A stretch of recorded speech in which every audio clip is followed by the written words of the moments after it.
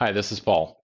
So I get asked quite a bit about how you can look up the job history in terms of like who worked on a job, what they were doing, what day or time they worked on it, and sort of look at a progression in history, and particularly around what people are doing and sort of doing some, I'll call it sleuthing or forensic research on where a job went south maybe or where it went well.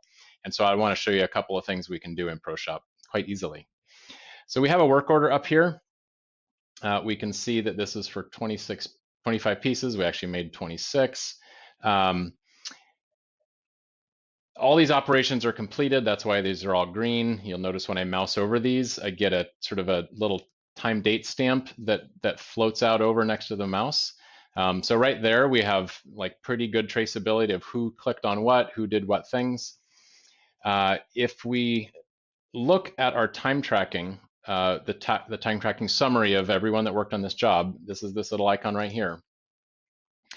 This will take me to a summary of what time was spent on this job, and starting at the beginning and going further down. So you can see Tim started with planning, then he did some programming, Jordan did some what we call pre-processing checklist, and then Paul set it up, Chuck did some setup too, and then Kelsey inspected it. And then we did into some running. So over here on the right-hand side, so you can see we have time and date, in and out.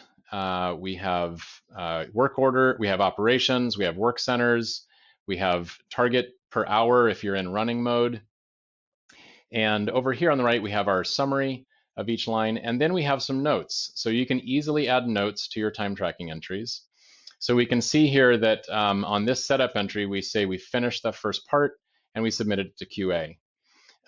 But then Kelsey failed that part for this diameter.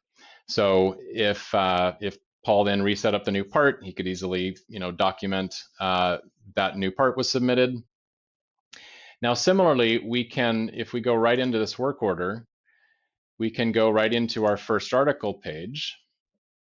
And please ignore all the red. This is definitely a demo system. But here we can see all the inspection results and QA second results. So we have the first column here is typically the operator or the setup person, and then a second and third buy off by QA. If we mouse over these, we also get time date stamps.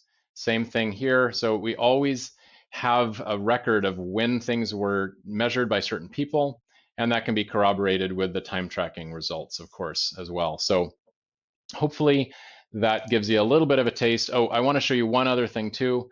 Also can be used to sort of track progression, especially if you're troubleshooting something that needs to be fixed. This feature that we call process development.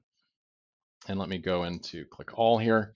So this page is, I have separate videos. We have separate videos on process development specifically, but this is a page where you can identify problems that need to be solved or issues that need to be worked through. Like this one here, had a lot of trouble with the fixture, need to have some pins added. Kelsey identified that one. And then we assigned that to Tim, that was resolved. And if we mouse over this, you can see there's a full progression of the different statuses and the time and dates that those were signed off. So here we can have an example, broke some taps. We thought maybe it was the program, that was not the problem. Buying better tops was the solution to that. So that was resolved. Again, time date stamps there for what happened and when.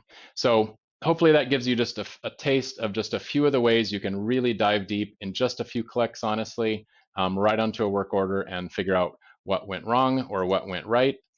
If I want to come back to this work order, I keep extending this video.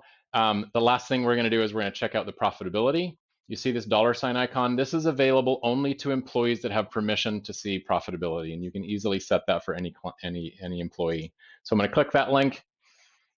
There's my job costing summary with the value that we billed for, our total of purchased items and labor, which gives us our gross margins, and our net profit at the bottom after we add all the different overhead expenses.